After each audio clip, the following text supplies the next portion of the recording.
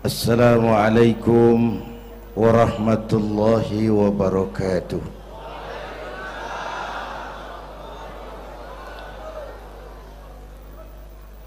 Alhamdulillahilladzi asra bi'abdihi laylan minal masjidil haram ilal masjidil aqsa. Wassalatu wassalamu ala Sayyidina Muhammadin wa ala alihi wa ashabihi ahli sidqi wa tuqa, amma ba'du. Para ulama, para habaib yang saya muliakan, wabil khusus Fadilatul Mukarram Sahibul Bait Kiai Haji Uci Turtusi, yang terhormat Bapak Wali Kota Tangerang Bapak Haji Wahidin Halim, hadirin hadirat ma'asyiral muslimin yang saya cintai.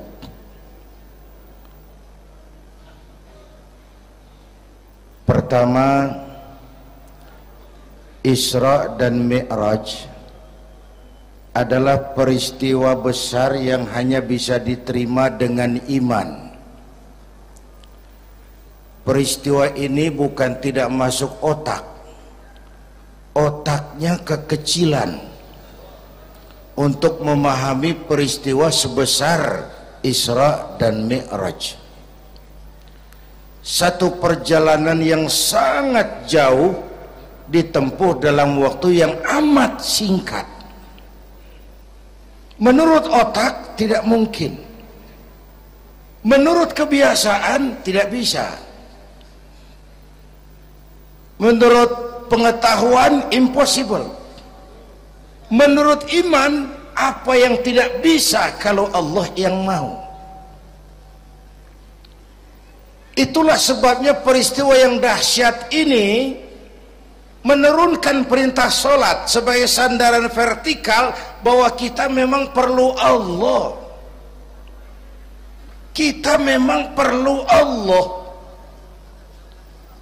Itu sebabnya tempo hari lewat TV saya katakan, hidup yang paling tenang itu hidup model tukang parkir.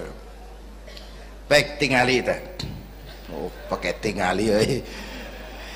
Tukang parkir di pasar, coba lihat, biar mobil banyak, mereknya bagus-bagus, nggak pernah sombong. Belum selesai, dengerin dulu, belum selesai.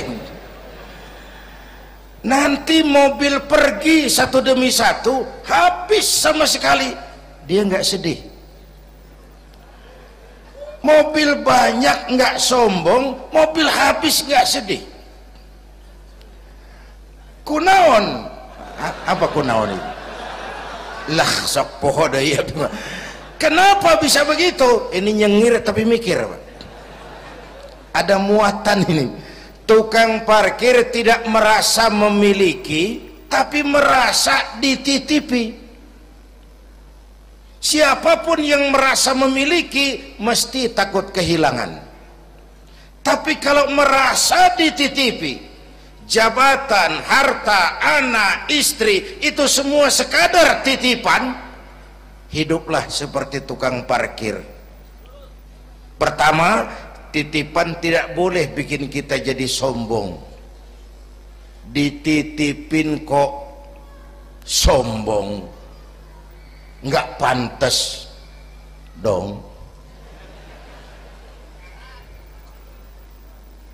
Pak Zainuddin titip mobil ya, silakan. Yang punya mobil pergi, saya petatang peteteng. Emangnya mobil kamu? Orang cuma nitip, dititipi kok sombong. Ada orang dititipi jabatan oleh Allah sombong. Ada enggak? Ada enggak? Ada. Namanya Fir'aun. Tuh pejabat-pejabat sombong anak buah Fir'aun semua.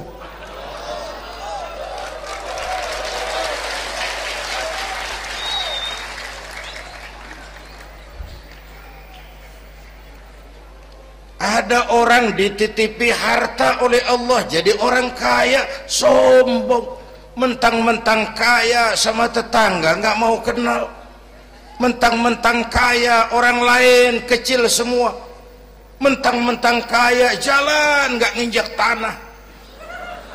Kuntilanak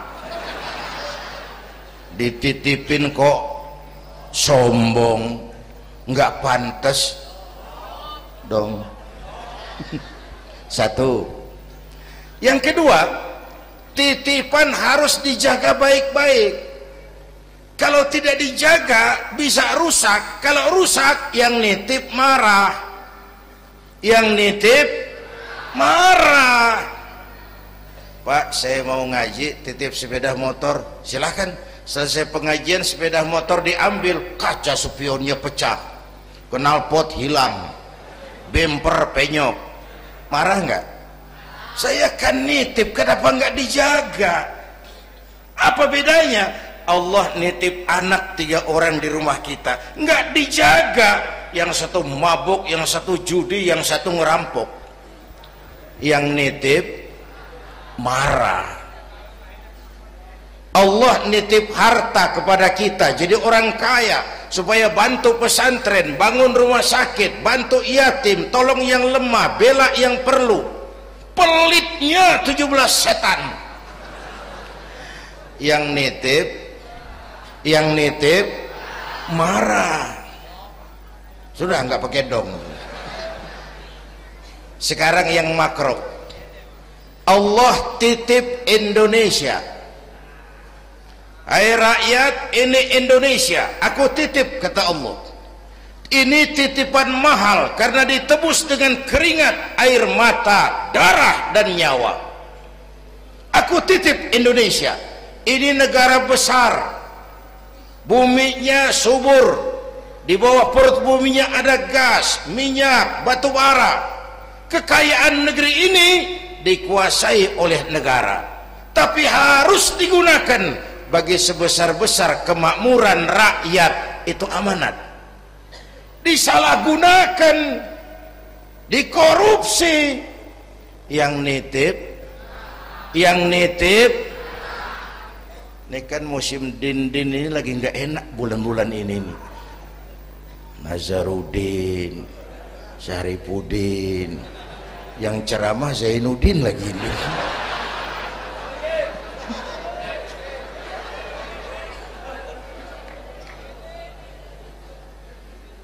Yang nitip marah. Kalau yang nitip marah, dia suruh makhluknya yang lain negur kita.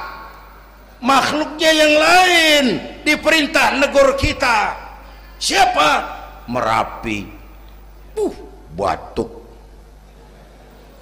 Bromo muntah, Semeru demam, Anak Krakatau menggigil, angin puting beliung, banjir di mana-mana, gempa, longsor, hujan es.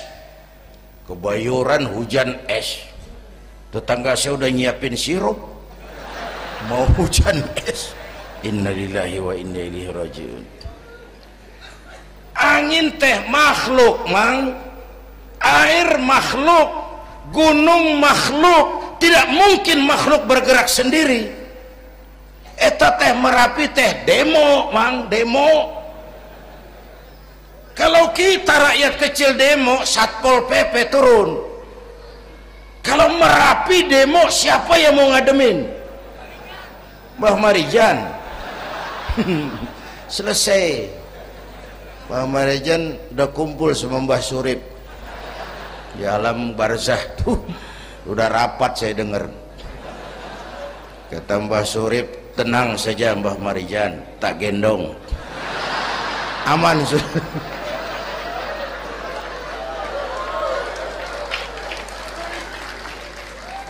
Apa artinya ini? Kita perlu Allah. Kita perlu Allah. 100 tahun kita bangun, selesai oleh gempa 5 menit. Itu Jepang negara maju, dihantam gempa, lumpuh 9,2 Richter, belum selesai tsunami, gelombang laut 10 meter naik ke darat, masih belum selesai, reaktor nuklir bocor, radioaktif gentayangan merenggut nyawa, terutama yang di Daiichi dan Fukushima. Fukushima tahu kan? Itu dari Cikupa ke kanan, ya dekat-dekat situlah.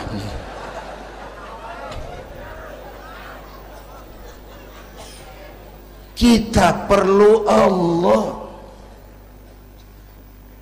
Paingan, apa paingan? Pantesan lah. Pantesan orang yang paling bersih hatinya Rasulullah, orang yang paling baik akhlaknya Rasulullah, orang yang sudah dapat jaminan ampun atas segala dosa Rasulullah. Tapi baginda Rasul kalau sholat malam bengkak kakinya karena rajin sujud. Saya perlu Allah. Dosa sudah diampuni, akhlak paling baik, hati bersih, tapi kalau sholat malam kakinya bengkak karena rajin sujud. Allahumma sholli alaihi. Saya tahu di pasar Kemis juga banyak yang kakinya bengkak.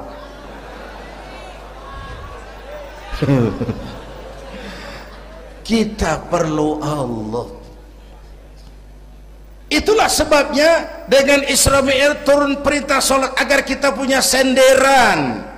Saya senderan ke tiang, tiangnya roboh, saya jatuh.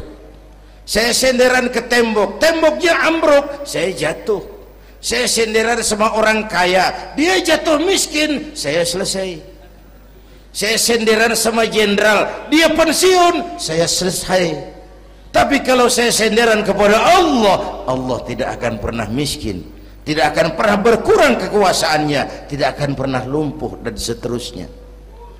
Karena itu memperingati Isra Mi'raj, ayo dengan semangat memantapkan keimanan. Ini zaman entertain, orang pada pinter bikin bungkusan. Hati-hati sekarang banyak minyak babi cap unta.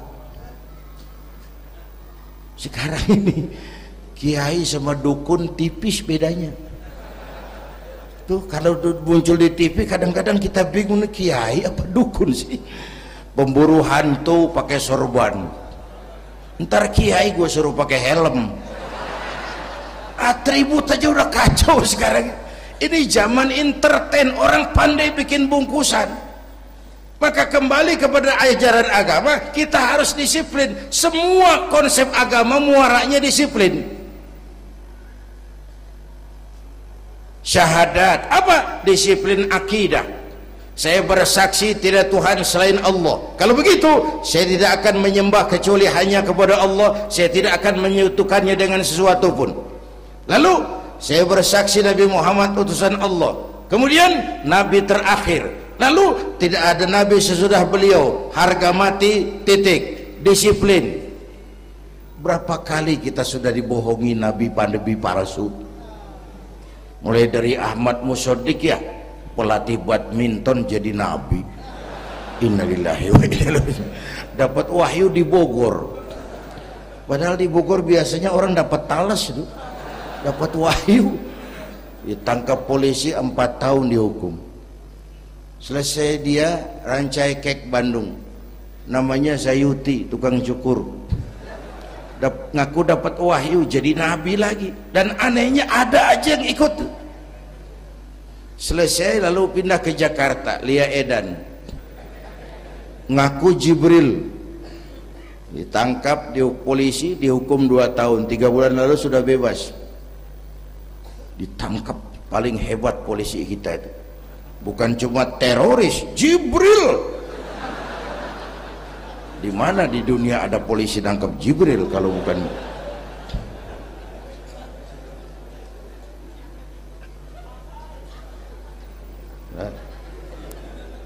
Terakhir yang aneh lagi, menurut catatan Bakor Pakemnya Kementerian Agama RI, antara Cirebon Losari, batas Jawa Tengah Jawa Barat itu muncul agama baru namanya agama Jasun.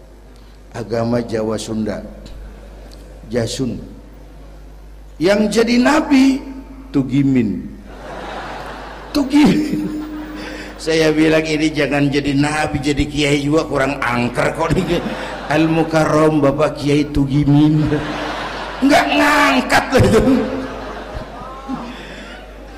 Yang gak enak selawatnya. Kalau kita kan nikmat tuh tadi, ya Habibi ya Muhammad, asyik rasanya itu. Coba ganti sama yang tadi, enggak serem Pak. Ya Habibi ya Tugimin, enggak enak tuh, enggak enak. Saudara-saudara, di Isra Mi'raj ada potret. Ketika di Masjidil Aqsa, malaikat Jibril datang nemui baginda Nabi, bawa 2 gelas minuman, arak, susu.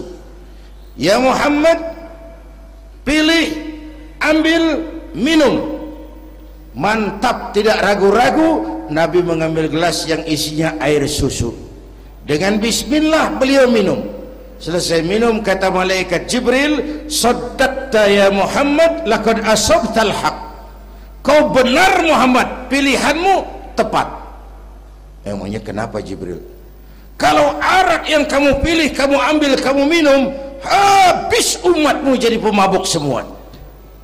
Ini potret Pak. Itu yang tiap hari kita hadapi, yaitu arak, susu, benar, salah, hak, batil, ma'ruf, munkar, halal, haram. Hati-hati, jangan salah pilih, karena ini zaman entertain. Banyak minyak babi cap onta. Kalau minyak onta cap babi itu masih halal. Ini minyak babi cap onta, kita terpedaya lihat merek onta. Iya. Mereknya onta, gambarnya onta, isinya minyak babi. Berapa bulan yang lalu ada penyanyi pencipta lagu mati, namanya Ari Bowo. Masih ingat lagunya? Bercerita tentang madu di tangan kananmu, racun di tangan kirimu. Kalau itu situasinya, memilih tidak sulit. Kenapa? Alamat jelas, madu di kanan, racun di kiri. Masa ambil yang di kiri? Goblok amat. Si amat saja tidak goblok. Sekarang ini alamat dibikin samar, madu di mana, racun di mana tidak jelas. Lebih celaka lagi sekarang, banyak racun bermerek madu, banyak racun bermerek madu. Kita terpedaya, terpesona, terpukau, akhirnya salah pilih. Maka resepnya, jangan jauh dari ulama, makmurkan majelis taklim. Ini zaman entertain, orang pandai bangun pencitraan. Tuh, satu hal pertama yang ingin saya sampaikan. Iya, saya lihat jam doang.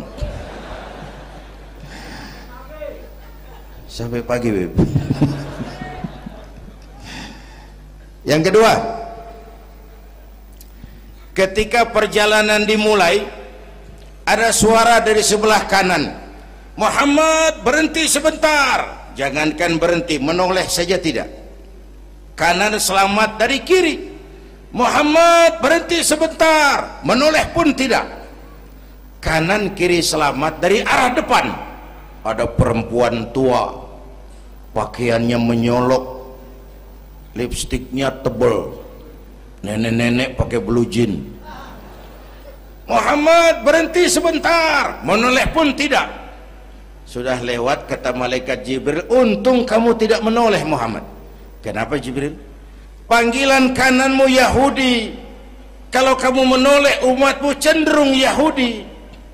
Panggilan kirimu Nasrani, kalau kamu menoleh umatmu gandrung kepada Nasrani. Itu perempuan tua dengan pakaian menyolok, itu dunia Muhammad. Dunia teh sudah tua, tapi karena dipoles, dibangun, dipoles, dibangun, dibangun, dipoles, orang nggak terasa kalau dunia sudah tua. Berebut harta, berebut warisan, sama juga berebut nenek-nenek. Makan habisin. Ini perjalanan, ini pun potret. panggilan Yahudi, panggilan Nasrani, panggilan dunia, materialisme, hedonisme, berat sekarang ini.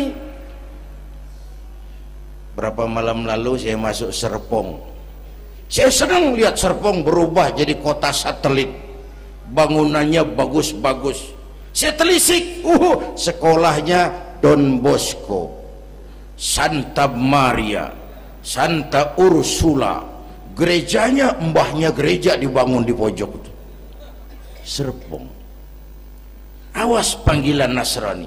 Saya masuk Bekasi, Sukmajaya, sekolahnya Yayasan Penabur, mulai dari TK sampai perguruan tinggi, gerejanya besar. Awas panggilan Nasrani. Bahkan di Karawang mereka sudah bangun kuburan mahal. San Diego, ada teman saya pengusaha bikin pesan kuburan 200 meteran, itu 5 miliar, karena tanahnya berbukit, bergunung, indah, dan malaikatnya rada baik. 5 miliar.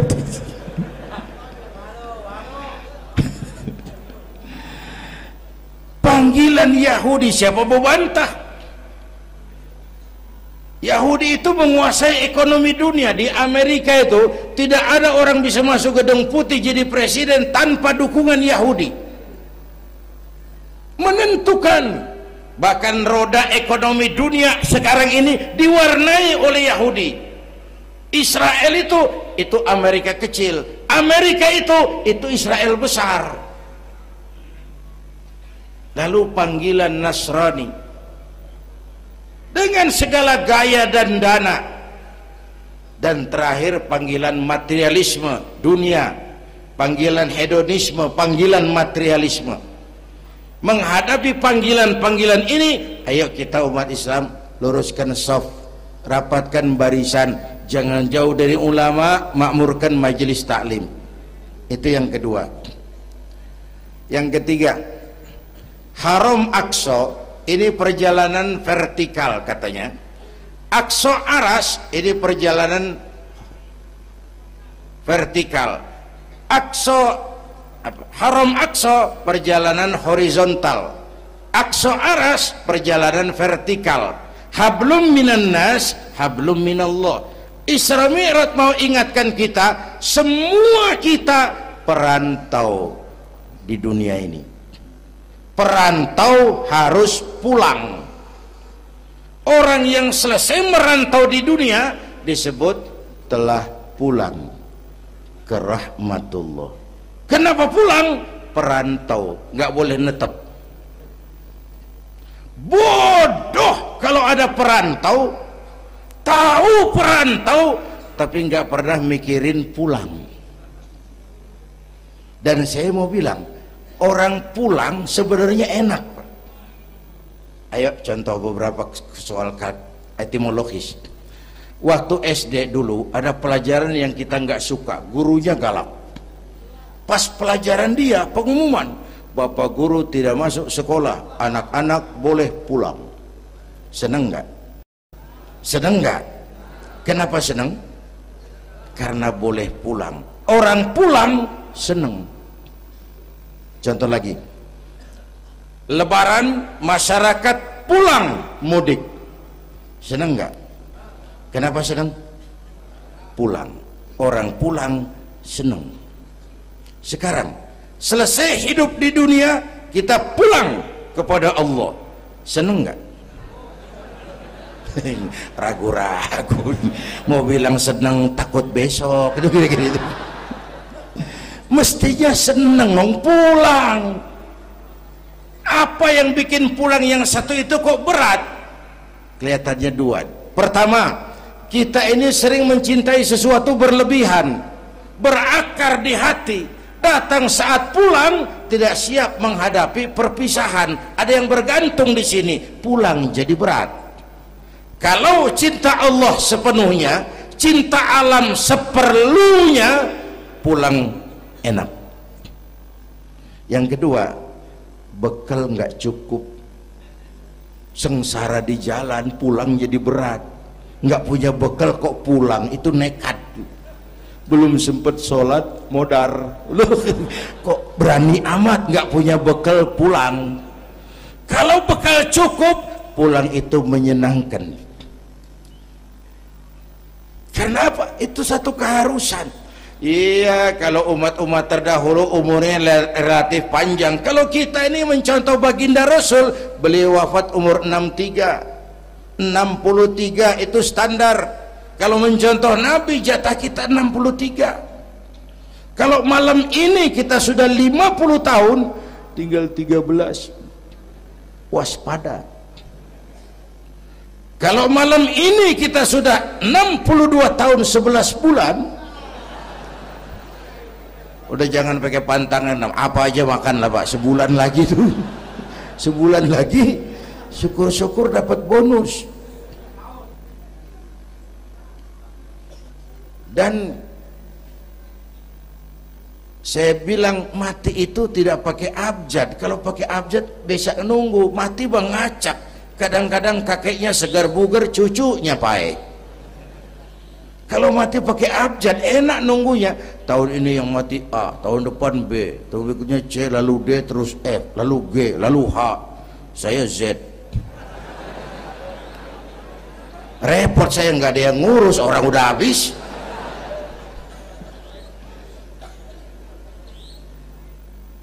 Bapak Ibu hadirin, malah aneh. Jam 6 pagi sopirnya mati. Jam 10 siang, 4 jam kemudian Mbah Suripnya yang mati. Sebelum mati dia pesan sama teman saya W.S. Rendra, Mas, saya kalau mati tolong dikubur di bengkel teater Depok.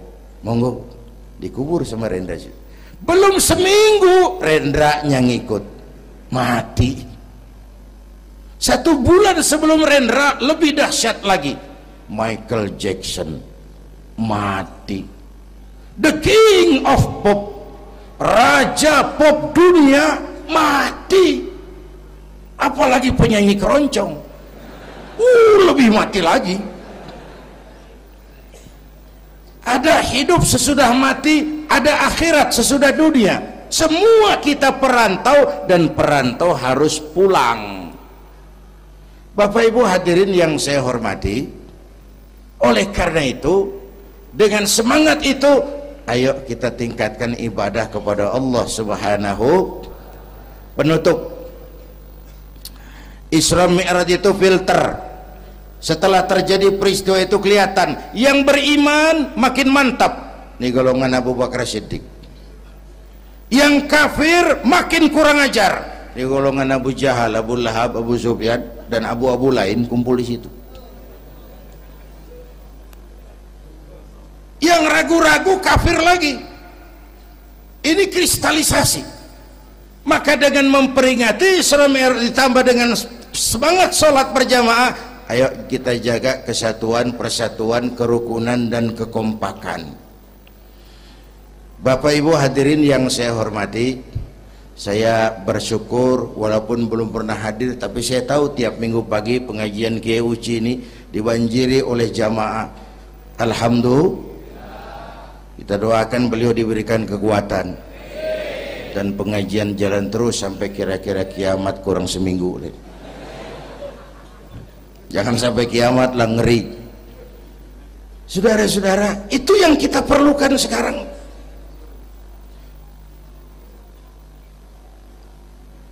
Menjaga semangat kebersamaan seperti diajarkan di masjid ini. Coba baik tingali akhlak masjid. Siapapun masuk masjid, copot sendal, buka sepatu. Kenapa? Tidak ada warga kelas 1 di sini. Semua sama di depan Allah. Ini masyarakat yang mau kita bangun. Lurah masuk masjid, buka sepatu, rah. Camat masuk masjid, buka sepatu, mat. Wali kota masuk masjid, buka sepatu. Ini Pak yang ngomong dia tuh. Sembarangan tak.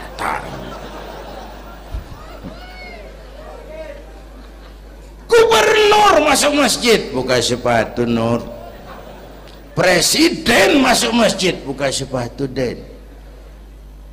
Ini masyarakat yang mau kita bangun. Kan keadilan di negeri kita ini masih mahal. Hukum masih sering seperti pisau, tajam ke bawah, tumpul ke atas. Kalau yang kecil salah, hukum cepat-cepat ditegakkan. yang besar salah cicing wae pura-pura tenyaho, itu yang melukai rasa keadilan. Bapak Ibu hadirin yang saya hormati, itu yang melukai rasa keadilan. Kalau mau lapor kehilangan ayam itu harus jual kambing. Ingin menang berperkara jual sapi. Ngurusin ayam hilang kok jual kambing, jual sapi. Itu harga keadilan yang harus kita bayar. Karena itu ke depan belajar dari sejarah, kita bukan cuma perlu pemimpin pinter, tapi juga benar. Malahan lebih baik benar enggak tapi pintar ketimbang pintar tapi enggak benar. Capek dibohongi pemimpin yang cuma pintar tapi enggak benar. Disuruh ngurus beras malah nimbun beras, disuruh ngurus laut jadi bajak laut, disuruh ngurus hutan rame-rame jadi orang hutan. Gitu. Kita rindu munculnya sosok-sosok macam Umar bin Abdul Aziz. Punten nih, itu Umar bin Abdul Aziz waktu terpilih jadi khalifah, yang pertama diucapkan innalillahi wa inna ilaihi raji'un. Terpilih jadi presiden bukan alhamdulillah, innalillah. Pagi dilantik, malam pesta. Pesta apa? Dangdut? Enggak. Pesta air mata. Di mana? Di mihrab dalam masjid, sujud sambil berlinang air mata. Istrinya tanya, "Bang?" "Iya sayang." "Oh, udah dengerin aja orang improvisasi." "Iya sayang, abang kan sekarang jadi khalifah." "Kenapa nangis, Bang?" "Itu Fatimah, itu sebabnya saya nangis karena saya dipilih aklamasi secara sebagai khalifah. Setelah jadi pemimpin yang terbayang oleh saya, yatim piatu yang merintih kelaparan, janda-janda tua yang perlu bantuan, rakyat saya yang belum bisa menemukan haknya secara wajar, saya takut saya zalim kepada mereka. Saya nangis mohon pertolongan Allah." Pagi dilantik, malam pesta, tahajud. Esok harinya karena pemimpin baru, banyaklah pejabat-pejabat gubernur cari muka. Namanya presiden baru, ada yang kirim emas, pakaian mahal, berlian, mutiara, dikumpulkan sama istrinya. Umar tanya, "Fatimah?" "Iya Bang." "Banyak hadiah yang kau terima?" "Banyak Bang, intan, berlian, mutiara, emas." "Kau senang?" "Saya senang Bang." "Oke, kalau kau senang itu hadiah intan, berlian, mutiara, kumpulkan sebanyak-banyaknya dan besok kita cerai. Tapi kalau kau sayang saya, itu hadiah intan, berlian, mutiara, jual, uangnya masukkan baitul mal untuk ngurus rakyat kita." Apa jawab istrinya? Istrinya pun istri beriman, gak mentang-mentang istri pejabat lalu ikut-ikutan borong proyek suaminya. Kata Fatimah, "Abang?" "Iya sayang." "Apalah artinya intan berlian tanpa engkau di sisiku Bang?"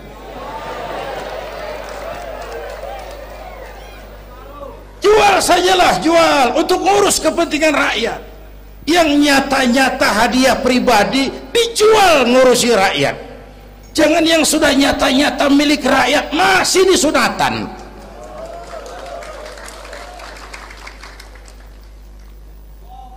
Yang antik lagi, satu malam beliau kerja di kamar pakai lampu templok, nulis. Datang seorang tamu, "Assalamualaikum ya Amirul Mukminin." "Waalaikumsalam." "Silakan duduk." "Ada apa?" "Enggak, cuman mau ngobrol." Ngobrol urusan pribadi khalifah, kita kan teman lama." "Oke baik." Beliau berdiri, lampunya dipadamkan, ditiup, mati, gelap kamar. "Ayo kita ngobrol." Tamunya heran, "Ya khalifah?" "Iya." Kita kan mau ngobrol. Iya. Kenapa lampu dimatiin? Begini, Mas. Mau tamunya dari Jawa waktu itu, dengerin aja kenapa sih? Gini loh Mas. Tadi waktu sampean datang tuh, kan sampean lihat saya lagi kerja. Iya. Saya kerja tadi ngurusi rakyat. Tentu. Saya kan pakai lampu. Memang. Lampunya kan pakai minyak. Pasti. Minyaknya kan beli. Iyalah, belinya pakai uang. Tentu, uangnya uang rakyat. Kita mau ngobrol urusan pribadi, nggak usah pakai minyak rakyat Mas. Ayo ngobrol sampai subuh ini.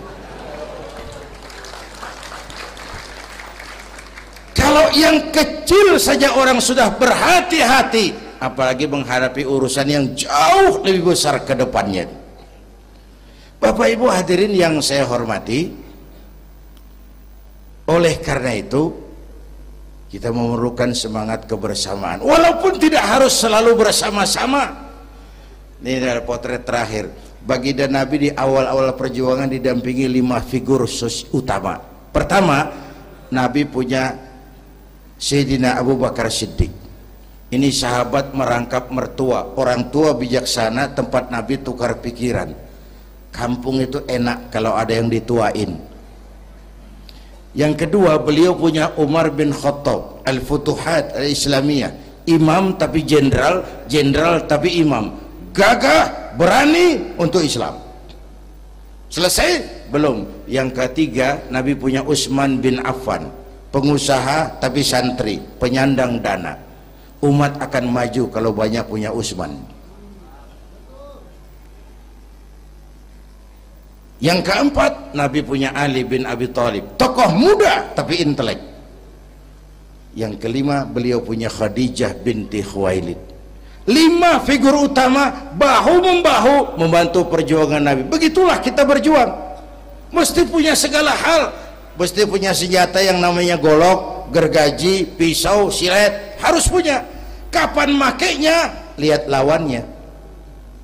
Yang kamu hadapi apa? Kumis Pak, silet turun.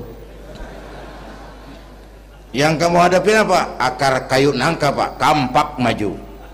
Ini kita sering emosi nggak para rugu. Yang dihadapin kumis, kampak yang maju. Urusan nggak selesai bibir bongkar Pak. Anak-anak muda nggak cukup dibakar emosinya. Berani harus, nekat jangan. Berkorban siap, konyol nanti dulu. Mati syahid, ayo. Mati sangit, jangan. Berani sama nekat tipis loh bedanya. Berani harus, nekat jangan. Berkorban siap, konyol nanti dulu. Bapak Ibu hadirin yang saya hormati, dengan semangat kebersamaan saya yakin kita bisa berbuat lebih banyak. Inilah barangkali sekelumit ikut tasyakur saya. Mudah-mudahan ada manfaatnya buat kita semua. Lebih kurang mohon maaf. Usikum wa iyaya bitaqwallah. Aqulu qawli hadza wassalamu alaikum warahmatullahi wabarakatuh.